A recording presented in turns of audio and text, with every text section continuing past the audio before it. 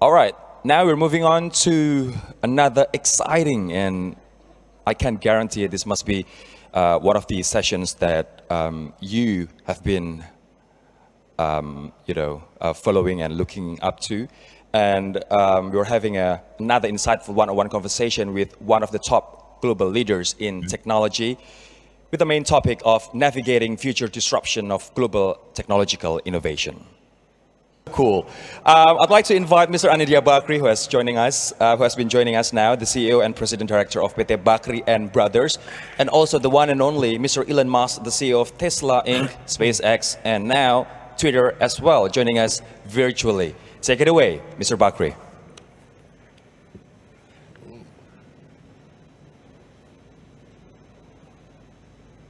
Ladies and gentlemen, no need introduction. Please welcome Elon Musk.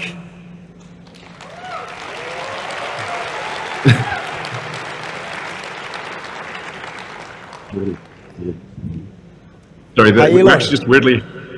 Nice. Hi, we had a power outage about 3 minutes before this call. My apologies. That's why I'm like bizarrely in the dark. Elon, you are lucky because you have unprofessional moderator. It's the first time I'm doing it, but I'm sure we're gonna have fun, especially when we wear this shirt. Great. Thank you for wearing it. We sent it 15,000 kilometers across the globe. Thank you. Thanks for this shirt. Just quick thing, Elon. The batik that you have is from Central Sulawesi, from small village. It is a place where you have a lot of nickels there, so you may like to visit there. Great. And they have this ambition to make net zero industrial park with clean energy. So that's why this batik bomba is special. I hope you like it. It's great. Thank you for this awesome shirt. It's great. I love it. Yeah. Elon, I know you are a hard worker, but with a lot of headlines that you make lately, if I were you, I would, jump on a plane and fly to Bali and kind of like hide a little bit or relax. Why don't you do that? I mean, that sounds fantastic. But my workload has recently increased quite a lot. I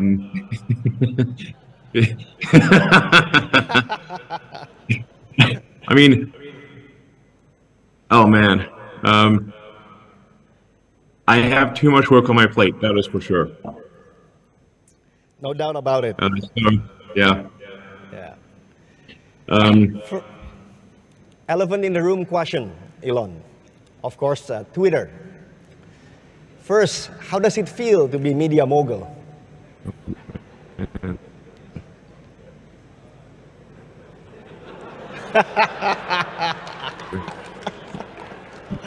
Okay, noted. It's a little uncomfortable. I'm sort of more like, is Twitter sort of media, but it's not exactly media. I mean, it is a medium as opposed to media. So it's but I mean, it's tough to speak because there's no way to make everyone happy, that's for sure. I see. Now, Elon, we are Twitter nation, fourth largest in the world. A lot of millennials and Gen Z. Even President Jokowi has about 19 million followers. What is the future of Twitter for these developing countries, but already in G20, including the likes Brazil and India? Can you share a little bit? I think Indonesia has an incredibly exciting, bright future because there's just so much youth and energy, and the population. I think a lot of people in the world don't realize that Indonesia has one of the world's highest populations of any country. So I think the combination of the youth, energy, large population, a lot of resources. I think the future is extremely exciting for Indonesia.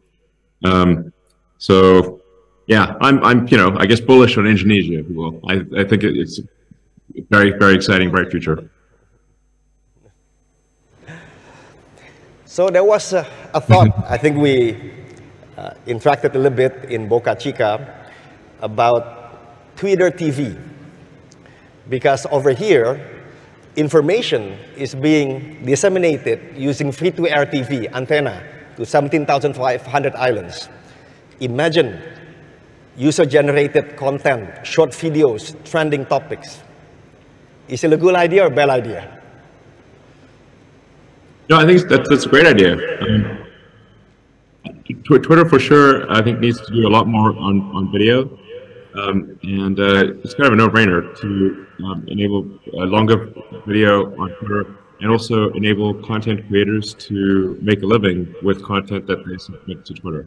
So Twitter really needs to give a revenue share to content creators in order for them to make a living creating content and having that content be on Twitter. Oh, great to hear that. Now, let's talk about Tesla. Now, the world is decoupling, Elon, as you know it, right? And of course, with the conflict, Russia-Ukraine, it will make it even worse. This decoupling also make the electric vehicle supply chain separated within the East and West. It looks like it. So they are making separate supply chain. Now, you are a global company, Tesla is, global customers, but gigafactories in China, Germany, and Austin that I thank you for hosting us in. How do you navigate through all of this? I have to say it's with great difficulty. I mean, I'm really working at the absolute most amount that I can work from morning till night, 7 days a week. So this is not something I'd recommend, frankly. Yeah.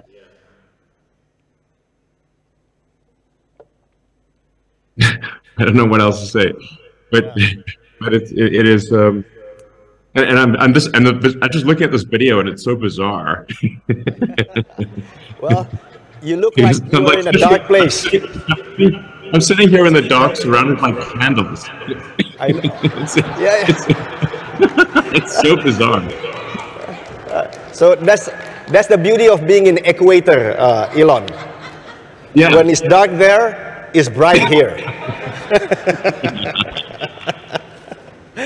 Totally. Hey, Elon, you know, Indonesia has this ambition to be electro state as opposed to petro state. In the past, petro state, but today, electro state, yeah. Right? Sure.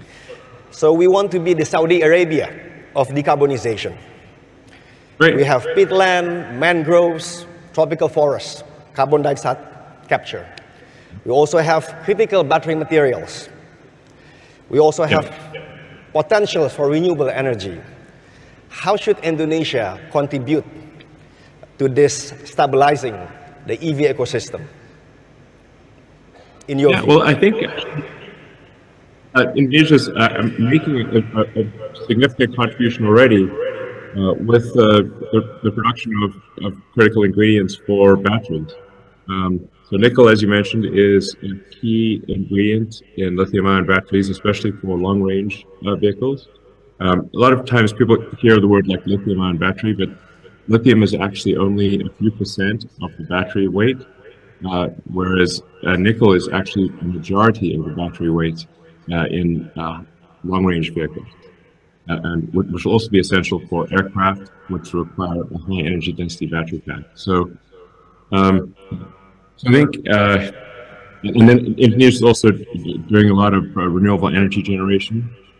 So, so the combination of sustainable mining, renewable energy generation, and just overall, sort of advancements in internet connectivity and education, I think Indonesia is going to make a great contribution to the world. Oh, great, thank you. Now, a lot of developing countries are already in G20, like Indonesia, today hosting. And you have India, South Africa. Any thoughts about making a little bit more affordable, but still good quality Tesla? Maybe we call it Model I, Indonesia, India? Yeah, I can't speak too much about the future Tesla product development, except to say that we do think that making a much more affordable vehicle would make a lot of sense, and we should do such a thing. Oh, great to hear that. So let's go to SpaceX, Elon. So when we went to Boca Chica to see your facility, impressive facility, by the way, right? First, I have never been to Starbase, right? But I overheard some engineers saying that maybe the best place to launch these rockets are from the equator. So yeah, it's true. It's true, right? Yeah, Indonesia actually, has... like the best would be at like a really tall mountain at the equator. Okay, mountains on the equator, got it. So Indonesia has 5,000 kilometers of equator. And in fact, our new capital is going to be on the equator. Cool. Should we be talking more about launching pads of SpaceX being in Indonesia? And maybe also you can launch some Starlinks. We need some connectivity. Yeah, absolutely. I think long term it would make a lot of sense to have launch platforms around the world. And I think you could actually even have a situation where you travel by rocket from one part of the world to the next, because then you can travel at over 20 times the speed of sound. So for a rocket can get to the complete other side of the world in 45 minutes, and half sort of to most places in about 20 minutes. So I think that this would really open up the world if you could travel conceivably, to anywhere in the world in less than an hour. Yeah. By the way, Elon, over here in Indonesia, you are not called Elon Musk. You are called Mas Elon. Mas is brother. Okay, cool. Brother Elon. Thank you. So Mas Elon, we threw some questions on social media asking, what would you ask Elon if you happen to see him, live? Right? And maybe you have heard this question, but why do you talk so much about sending people to Mars while probably more than half of the people on Earth still think that the world is flat? Yeah, well, I think it's an exciting future if you can imagine like where we're a spacefaring civilization and a multi-planet species, and ultimately out there among the stars. And that's just, I find that to just be an incredibly exciting, inspiring future, and to think that one day such things might happen. And the world, of course, will always have problems, and that we need to solve the problems of Earth. And I think 99% of our effort should be on solving the problems of Earth. But I think 1% of our effort should be on being a spacefaring civilization and a multi-planet species, because that's just incredibly exciting and inspiring. And there need to be things. Life can't just be about solving problems. There've got to be things that inspire you and that make you glad to be alive and happy to wake up in the morning.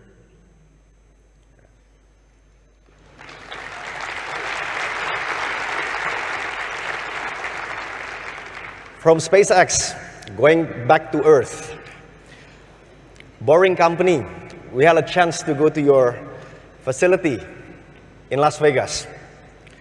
Now, Indonesia and a lot of developing countries, and even developed countries, have a lot of traffic. Are you thinking to do projects of Boring Company in developing country cities, especially maybe using electric buses So you can solve two things at the same time, traffic and CO2 emission. Yeah. Any thoughts?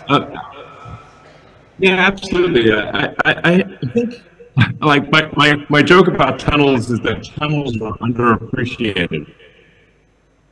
I mean, it's not the best joke in the world, but I think the only answer that I can see for congestion in cities is tunnels. I think flying cars are. I mean, I think because of the fact that they generate a lot of noise and a lot of wind, and there's always some possibility that it will fall on your head. And it certainly would not be good for privacy if flying cars were flying over your house all the time. I think, on the other hand, that tunnels do not suffer from any of those issues. And so like you can think of flying cars as like 3D above ground, and tunnels are like 3D below ground. And we have some of our first tunnels with electric vehicles operating in them in Las Vegas. So I'd encourage anyone who visits Las Vegas to try them out. It sounds so simple, but electric vehicles in tunnels are absolutely an answer to the worst possible congestion of any city, because you can go as many layers of tunnels deep as you would like until the traffic congestion is addressed. Great, thank you. We're getting to the end of the interview, so I'm going to try to take advantage of it. Sure. The right questions to ask for the millennials and Gen Zs. We have 70% of the Indonesian population. They are in that category. What are the great questions to ask today, looking at the next 20 years? Because in 20 years, Elon, Indonesia wants to be in golden era in 2045, 100 years of the independence. What are great questions to ask? You asked me what are the great questions to ask? Yeah. What should be they ask? What they should be asking? You think about that. Well, we are not millennials and Gen Z, so that's okay, I guess. Well, I think one of the questions to ask is, what future do you want? Like, what is the good future? I mean, I think one where civilization is growing and the scope and scale of consciousness are growing along with it is a great future. You know, obviously one where we transition to sustainable energy, because the counterpoint is unsustainable energy. The faster we can transition to a sustainable energy economy, the better. But we will transition to a sustainable energy economy. It's just a question of how long it takes. And then I think just furthering human knowledge so we can understand the nature of the universe and our place in it, and how we got here, and the meaning of life. And as I said earlier, going and exploring the star systems, and maybe we'll find, alien civilizations, or discover alien civilizations that existed millions of years ago, may no longer exist, but we see the ruins of ancient civilizations. I think that would be incredibly interesting, just to, go out there and explore the galaxy. I see. Thank you. And Bobby, the last question. You are a true global citizen, born and raised in South Africa, made it well in America, becoming global entrepreneurial hero. We are here in Southeast Asia. So what should the next, and maybe better, Elon Musk of the East be focusing on in the next 10 years? Because a lot of people in this room, they want to be Elon Musk of the East. Why not, right?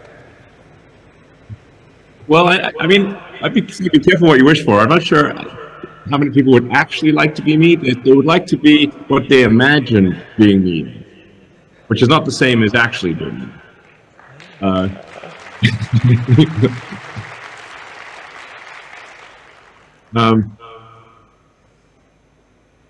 I mean, the amount that I torture myself is like next level, frankly. I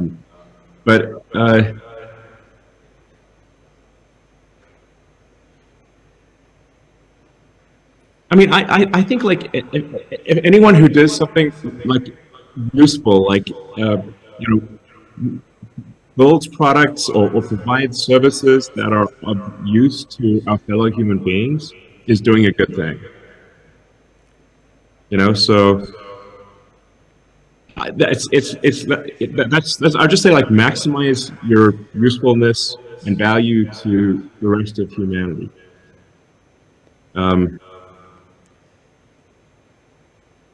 Yeah, I mean, that's it really. Yeah. Well, Elon, thank you very much. All right, thank you. And one more thing, Elon. When we started this session, we started with Elvis song. A little less conversation and a little bit more action, please. And you certainly have done that. Even in the middle of the night, you just put on candles to save energy. So thank you for appearing in front of us. This is the funniest thing I've ever seen. I'll see you soon.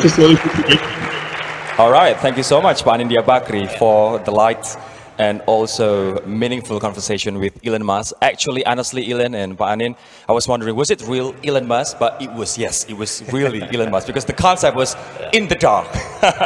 Thank you, gentlemen. Thank you. Thank you. It's a groovy night and I can show you how to use it. Come along with me and put your mind at ease. Hey!